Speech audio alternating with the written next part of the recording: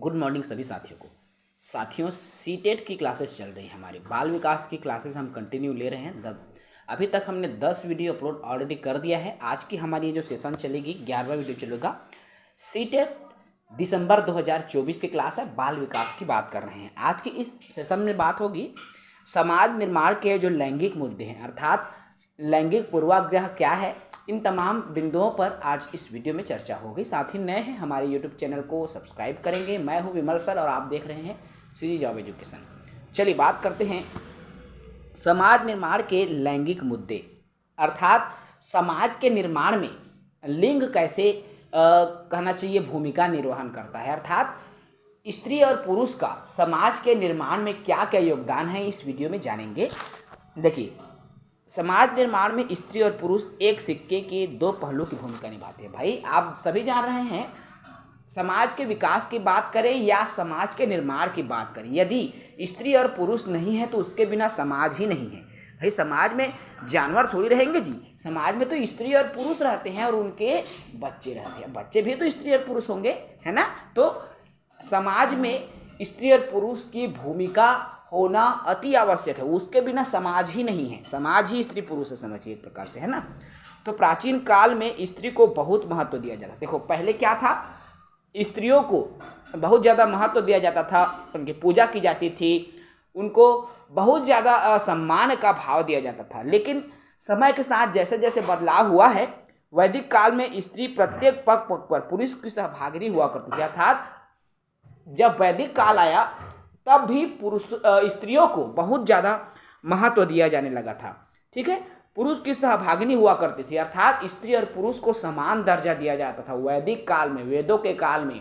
ठीक है, उसको उच्च शिक्षा के लिए भी अवसर दिया जाता था, उनको वेदों को पढ़ने का अधिकार था। लेकिन जैसे जैसे समय बदलता गया, समाज में और अनेकों प्रकार की नीतियां निर्धारित की गई और इसका संचालन में महत्वपूर्ण योगदान स्त्रियों का होना चाहिए था। देखिए, पहले समय में समाज में स्त्रियों का योगदान था, जिसको मैत्रेयी, गार्गी, लोपामुद्रा आदि स्त्रियां हैं जो कि उदाहरण के तौर पर आज हम जानते हैं। और ये ऐसे स्त्रियां थी जिन्होंने समाज का गौरव बढ़ाया, समाज को गौरवान्वित किया। लेकिन आज की स्थिति ऐसी हो गई है साथियों कि स्त्रियों को पुरुष के समान शिक्षा भी प्राप्त करने नहीं दिया जाता। आप देखेंगे ना तो आप पाएंगे, यदि किसी मध्यम वर्गीय परिवार में एक लड़का और एक लड़की, दो बच्चे हैं, तो लड़के को प्राइवेट स्कूल में भेज देंगे, लड़की को गवर्नमेंट स्कूल में भेज देंगे। मतलब उनके साथ किसी न किसी रूप में भेदभाव देखने को हमको मिल ही जा रहा है, जबकि ऐसा नहीं होना चाहिए। स्त्री पुरुष समान है भाई, एक गाड़ी के दो पहिए की तरह है, तो उनको साथ लेकर चलेंगे तभी तो आप अपने मंजिल में पहुंचेंगे, है ना। तो स्त्री और पुरुष को समान दर्जा दोनों को देना आवश्यक है। ठीक है, देखिए धीरे धीरे जब उत्तर वैदिक काल आया तो उत्तर वैदिक काल में नारियों की स्थिति गिरती चली गई। स्त्रियों के लिंग और जेंडर के तुलनात्मक अध्ययन की मैं बात करूं, यहाँ पर देखिए मैंने टेबल के माध्यम से आपको समझाने का प्रयास किया है, एक तरफ लिंग और एक तरफ जेंडर। ठीक है, ये जो लिंग है, समाज के दृष्टिकोण से मैं बात कर रहा हूं, लिंग एक जैविक संरचना है। क्या है भाई, लिंग एक जैविक संरचना है, अर्थात यह जन्म से है। जन्म से मतलब क्या कहना है मेरा, देखो एक व्यक्ति जन्म लेता है तो या तो वो स्त्री के रूप में जन्म लेगा या पुरुष के रूप में जन्म लेगा, है ना। स्त्री या पुरुष ये जो है एक जन्मजात कहना चाहिए, उनके गुण है, जैविक संरचना है। लेकिन जो जेंडर है सामाजिक सांस्कृतिक संरचना है। सामाजिक सांस्कृतिक संरचना क्यों कहा गया भाई जेंडर को, देखो जेंडर में भेदभाव, मतलब तय लड़की है तय लड़का, समाज क्या करता है उसको, अब तय लड़की है तोला खिलौना खेल पड़ी, तय यहाँ बंदूक पिस्तौल नहीं धरस, तय लड़की है तय गाड़ी नहीं चलास, तय गाड़ी वाला खिलौना नहीं लेवे ओकर पर, काबर वो लड़की है, ओकर पर बर्तन सर्तन छोटे छोटे खिलौना लिया जाही, पुतरी लिए जाते, काबर लिए जाते, वो लड़की है। और बनाने वाला कौन, ओकर में जो लैंगिक लिंग के भाव पैदा करने, जेंडर के भाव पैदा करने वाला समाज है। समाज ओला बतात है कि त लड़की है तो ये खेलबे, एला पहनबे त फराक पहनबे, सलवार सूट पहनबे, लड़का है तो कहता फुल पैंट पहनबे कि हाफ पैंट पहनबे, है ना। तो बताने वाला कौन है भाई, इसको समाज है। समाज इसको क्या कर रहा है, बता रहा है। तो जेंडर एक सामाजिक संरचना है, जबकि लिंग जैविक संरचना है। ठीक है, देखो भाई, ये जो लिंग है ना वह प्रकृति प्रदत्त है। मैंने अभी कहा लिंग जो है नेचुरल है, प्रकृति से ये हमको मिला है। जबकि जो जेंडर है वो समाज ने बनाया है। जेंडर को किसने बनाया है? समाज ने बनाया है। ठीक है। लिंग एक स्थिर सामाजिक संरचना है। लिंग स्थिर है भाई, लिंगों में कोई परिवर्तन नहीं होता। लेकिन जेंडर है वो परिवर्तन हो सकता है। कैसे? जेंडर तो हमारा बनाया हुआ है जी, समाज का बनाया हुआ है। भाई आज कोई भी लड़की है यदि हिम्मत वाली है तो हम वो काय कहते हैं, एक नंबर की, मतलब एकदम लड़का बराबर हिम्मत वाली लड़की है का, मतलब देखो समाज द्वारा उसको कैसे परिवर्तित कर दिया। तो इस तरह से ये जो जेंडर है ना वो परिवर्तन होता है, परिवर्तनीय है। लेकिन लिंग में परिवर्तन नहीं होता। लिंग तो स्त्री है लेकिन उनका व्यवहार समाज उसको बताता है, उनके कार्य से उनको वो चीज करवाता है जैसे जो है, अर्थात वो लड़की है तो लड़की वाला काम करवा देगा। तो ये परिवर्तनीय है। ठीक है। लिंग जो है व्यक्तिगत होता है भाई, जाहिर सी बात है। लिंग है, आप स्त्री हो, आप एक व्यक्तिगत हो, आप स्त्री होगे या पुरुष होगे। जबकि जेंडर व्यवस्थित रूप को हम जेंडर कहते हैं। ठीक है। देखो लिंग क्या है? अपरिवर्तनशील है, जबकि जेंडर परिवर्तनीय। वही चीज है जो मैंने स्थिर और परिवर्तनीय में बात किया। तो आई होप लिंग और जेंडर को लेकर आपकी थोड़ी बहुत तो समझ में आई होगी, समझ बनी होगी। आगे बात करेंगे इसमें लैंगिक भेदभाव की, कि किस तरह समाज में लैंगिक भेदभाव देखे जा रहे हैं। देखो, महिला और पुरुष के सामाजिक और शारीरिक आधार पर विभिन्न क्षेत्रों में की जाने वाली भेदभाव, अर्थात बहुत सारे ऐसे क्षेत्र हैं जहां पर लड़कियों को मना कर दिया जाता है कि तय होती झन जाता, ये काम झन करते, एक झन कर, वो झन कर, अमका ढिमका फलाना, है ना। क्यों? उसके साथ तो हम भेदभाव ही कर रहे हैं मेरे दोस्तों। कौन कौन से क्षेत्र? देखो, शिक्षा के क्षेत्र में भेदभाव कैसे होता है? पहला है ना शिक्षा के क्षेत्र में भेदभाव। पहली क्या हो, अभी स्थिति ऐसी आ गई है ना, लड़की मन अब ज़्यादा पढ़ा लिखा थे, लेकिन आज भी बहुत सारे मैकेनिज्म के क्षेत्र की मैं बात कर रहा हूँ। जैसे इंजीनियरिंग कॉलेज में आप मन जाके देखिए ना, मैकेनिकल ब्रांच में ले ये लड़की कम रखे, तो लड़की ऐसे मैकेनिकल ब्रांच झल ले काम, वो बहुत मशीन के काम है, तो कंप्यूटर साइंस ले कंप्यूटर चलावे लड़की ऐसे है ना। तो यहाँ देखो एजुकेशन में कैसे भेदभाव हो रहा है उनके साथ। ITI करते मान लो, तब फिटर विटर में ITI झनकर, इलेक्ट्रिशियन में ITI झनकर, ये सब लड़का के काम है। कोपा कर दादा, है ना, कंप्यूटर साइंस। तो ये तरह से भेदभाव जो है एजुकेशन के क्षेत्र में लड़कियों के साथ हमको देखने को मिल रहा है। सामाजिक क्षेत्र में, समाज में भी अक्सर आप देखेंगे ना कि समाज में जैसे समाज के जैसे मुखिया मान लो कोई लड़की ला बना दे, हैं लड़की ला बनाएगा, समाज में वो कोई नहीं रिसे अध्यक्ष बनोइया, इस तरह की बातें आने लगती है समाज में। जेकर घर में भी देखना, समाज का छोटा रूप क्या है भाई? परिवार भी तो समाज का छोटा रूप है ना साथियों। जे परिवार में ना कोई महिला, उसके घर में जैसे मुखिया होती है ना, तो चार लोग उनको बातें करने लगते हैं, ए ओकर घर के डौकी से आनेगा, तो इस तरह की बातें निकल कर आती है। तो एक सामाजिक क्षेत्र में उनके साथ होने वाली लैंगिक भेदभाव है। ठीक है। देखो इसी तरह से क्या है आर्थिक क्षेत्र। अब आर्थिक क्षेत्र भी कैसे भेदभाव करता है? आर्थिक मतलब अक्सर आप देखेंगे ना, पैसा कौड़ी के जब मामला होते ना, जैसे मान ले मोर घर कोई कर्जा दे आए है, बोला अब मैं नहीं आ, मोर घर में कोई महिला हवे तो काय करी, नहीं है फलाना नहीं है तो पैसा कौड़ी नहीं देवे, चल देते बिहान देना कह के। क्यों भाई? आर्थिक क्षेत्र भी तो है ना उनके साथ, उनको लगता है कि ये उस क्षेत्र के लिए नहीं बनी है, उनको पैसा दूंगा वो कल की डेट में भूल गई तो, या कुछ भी उनके मनोभाव हो गए इंसानों के जो समाज है। तो इस तरह के जो भेदभाव है, बिल्कुल आपकी स्तर से मैं बात करने की कोशिश कर रहा हूँ साथियों, इस तरह से जो भेदभाव मिलता है। राजनीतिक क्षेत्र में भी भेदभाव होता है, मतलब चुनावी क्षेत्र में बहुत सारे भेदभाव देखने को मिलते हैं, आज भी है। कैसे है मैं बता रहा हूँ, आपके गांव को ही लेकर मैं इसको बात कर रहा हूँ ना डायरेक्ट। देखना, जिस गांव में ना महिला सरपंच हो, वो सिर्फ नाम की महिला सरपंच रह गई है, उनका पूरा काम कौन करता है? पुरुष करता है। जबकि सरपंच कौन है भाई? वो महिला सरपंच है, लेकिन वो उनका कहना है, लोगों का कहना है कि वो महिला है, वो सरपंची चला नहीं सके। अब सरपंची कैसे भाई? महिला सीट काबर दे सरकार, वो चाहे करके दे, लेकिन पुरुष दादागिरी करते हैं, जबकि वो उसका तो कुछ भी रोल नहीं है भाई। सरपंच कौन है? वो महिला है। तो इस तरह से राजनीतिक क्षेत्र में भी आजकल भेदभाव होने लगा है। तो ये है जो लैंगिक भेदभाव शिक्षा के क्षेत्र में, समाज स्तर पर, आर्थिक स्तर पर और राजनीतिक स्तर पर ये जो है लैंगिक भेदभाव हमको देखने को मिलता है। इसके अलावा विज्ञान के क्षेत्र में भी आजकल, साइंस के क्षेत्र में बहुत सारे जो भेदभाव है वो देखने को हमको मिल रहा है। मनोरंजन के क्षेत्र में भी हमको भेदभाव देखने को मिल रहा है।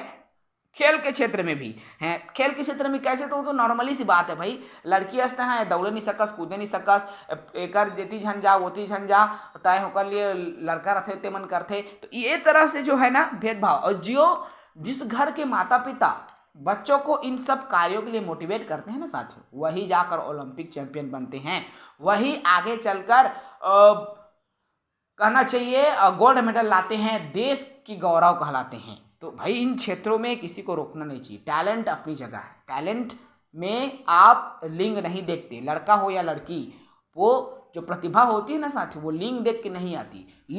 लिंग तो हमने, जेंडर हमने बनाया है ना, हमने उनकी प्रतिभा को लड़का या लड़की के रूप में बांट दिया है कि तब फलाना काम नहीं कर सका, तब ढेकाना नहीं कर सका। जबकि भगवान ने कभी भी, यदि भगवान है, यदि कहीं न कहीं कोई ऐसी दिव्य शक्ति होगी साथियों, तो मैं आपको बता दूं, वो कभी भी स्त्री और पुरुष में भेदभाव नहीं करेगा, वो सबको बराबर बना के भेजा है। हमारे टैलेंट, हमारी शक्ति, हमारी कर्म हमको क्या करता है भाई, उस लायक बना देता है। लेकिन कब बनाएगा, जब हम उसको मोटिवेट करेंगे। ठीक है, ये रहा लैंगिक पूर्वाग्रह।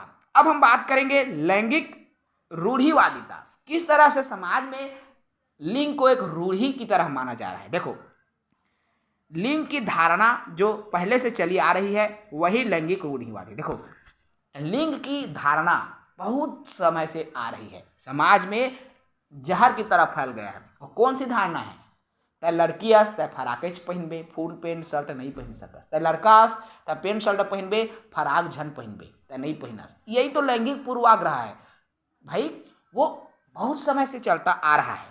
पहनने को लेकर हो, रंग चयन करने की बात हो ना, जैसे लड़का है, वो लड़का गुलाबी रंग पसंद कर ही ना है, काहे टूरी मन से ही रंग पसंद करथस रे, ऐसे हो। क्यों? क्योंकि पिंक कलर ये सब लड़कियों की कलर हैं। तो इस तरह से रंगों में भी जो भेदभाव है ना, लैंगिक रूढ़िवादिता हमको देखने को मिल रही है।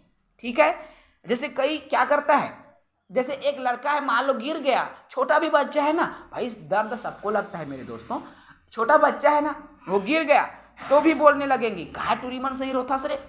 इस तरह की पढ़ाई में कमजोर है ना, हाँ लड़की मन से ही कमजोर है पढ़ाई लिखाई में, ये तो उनको लड़कियों से जोड़ के देखा जा रहा है। ये आज की नहीं, सालों से चली आ रही ये रूढ़िवादी परंपरा है, रूढ़िवादी सोच है। ठीक है मेरे दोस्तों, अब लैंगिक पूर्वाग्रह को हम समझे। देखो, लैंगिक पूर्वाग्रह, अब लैंगिक पूर्वाग्रह कहने का तात्पर्य जन्मजात नहीं होता। ये जो लैंगिक पूर्वाग्रह है वो जन्मजात नहीं होता, बल्कि ये क्या होता है, देखो भाई, ये उम्र के साथ सीखी जाती है। अर्थात जैसे जैसे उम्र होता है ना, वैसे वैसे सीखा जाता है।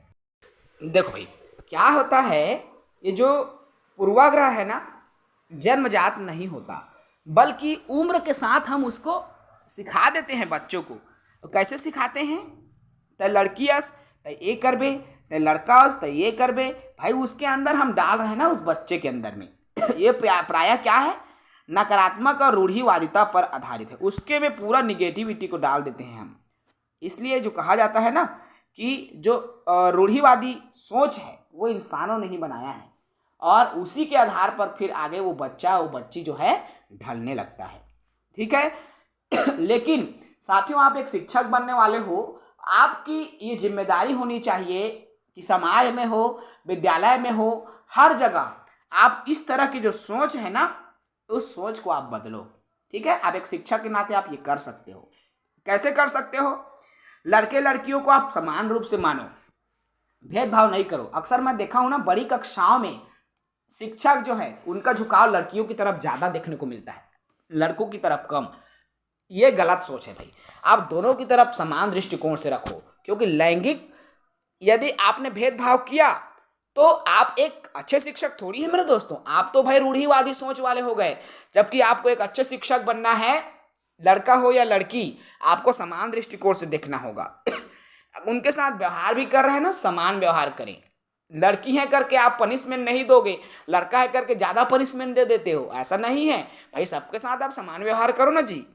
व्यवहार का सतत मूल्यांकन करें जिससे कि जेंडर भेदभाव का पक्षपातपूर्ण व्यवहार से रोका जा सके। कहने का तात्पर्य है उनको सतत आप निगरानी करो, लड़का हो या लड़की, है ना। लिंगवादी जो भाषा है ना उनका प्रयोग तो आप छोड़ दो। अक्सर देख लो कई स्कूलों में क्या होता है, एटूरा भाई, वहीं पर आपने लिंग का उपयोग करना शुरू कर दिया है। अनजाने में रूढ़िवादी, अनजाने में क्या करते हैं हम, लैंगिक पूर्वाग्रह का उपयोग करने लगते हैं। एक शिक्षक भी अनजाने में करता है, ऐसा ना हो। भैया बोलो ना, ए बेटा देखो, लड़की हो या लड़का आप बेटा बोल सकते हो, उसमें क्या है जी, है ना। नहीं बेटा ऐसा नहीं करते, है ना। इस तरह से आपको रूढ़िवादिता से हटना है। आप एक शिक्षक हो भाई, आपका व्यवहार समकक्ष होना चाहिए दोनों के प्रति, ठीक है। आपकी भाषा भी वैसी होनी चाहिए। जेंडर संवेदन, देखो संवेदन होकर नियोजित ढंग से आप इस विषय पर भी चर्चा कर सकते हैं, अर्थात लिंग से हट करके आप चर्चा करें। उदाहरण भी दे रहे हैं ना, तो इस तरह से उदाहरण मत दीजिए भाई जो कि पूर्वाग्रह को बताता हो, ठीक है। आदर्श जेंडर लिंग, देखो जेंडर और निष्पक्ष व्यवहार प्रस्तुत कर सकते हैं, अर्थात लड़का और लड़का को समान रूप में मानने वाला व्यवहार आप कर सकते हैं ताकि अन्य लोग भी आपसे सीखें। लड़का और लड़कों की भागीदारी सुनिश्चित करें आप। जैसे कोई काम दे रहे हैं ना, जैसे आपको लगता है कि ये काम सिर्फ लड़का कर सकता है, लड़की नहीं, ऐसा नहीं होना चाहिए। लड़कियों को भी दीजिए उसी काम को, ताकि वो भी करके दिखाएं, बताएं कि वो भी कर सकती हैं। समझ रहे हैं। इस तरह से आप जो है लैंगिक पूर्वाग्रह को दूर कर सकते हैं समाज में, ठीक है मेरे दोस्तों। कई लोग का क्या कहना है, एक चीज मैं और आपको बता दूं, ये बहुतायत रूप में देखे जाता है। जैसे घर में लड़की लड़की होते ना, कहूँ माता पिता के से, तो क्या बोलते हैं लोग, ये कर दैच की वजह से टूरी होते। अगर कुल खानदान में ना टूरी ज्यादा है, ओकरे टूरी होते। एक 3-4 बहनी है, ओकरे पे लड़की होते। ये बिल्कुल गलत है साथी। आप साइंस वाले हो, साइंस वाला मैं इसलिए बोल रहा हूँ, आज साइंस और टेक्नोलॉजी का जमाना है। इस तरह के ढकियानुसी बातों से ना आप बिल्कुल दूर होइए, क्योंकि ये गलत है मेरे दोस्तों। जो लिंग निर्धारण है ना, उसमें क्रोमोसोम्स काम आते हैं, गुणसूत्र काम आते हैं। स्त्री और पुरुष में ना 2 प्रकार के गुणसूत्र आपको देखने को मिलता है, ठीक है। एक तो है एक्स और एक वाई होता है। जो पुरुष होता है ना उसमें एक्स और वाई दोनों गुणसूत्र पाए जाते हैं साथियों।